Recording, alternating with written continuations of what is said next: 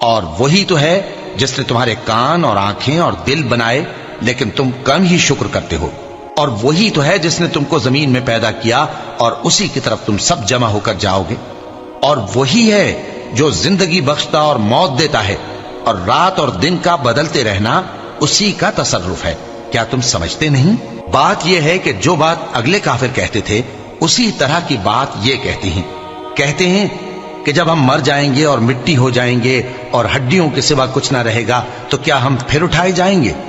یہ وعدہ ہم سے اور ہم سے پہلے ہمارے باپ دادا سے بھی ہوتا چلا آیا ہے۔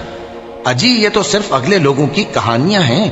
کہو کہ اگر تم جانتے ہو تو بتاؤ کہ زمین اور جو کچھ زمین میں ہے سب کس کا مال ہے؟ جھٹ بول اٹھیں گے کہ اللہ کا۔ کہو کہ پھر تم سوچتے کیوں نہیں؟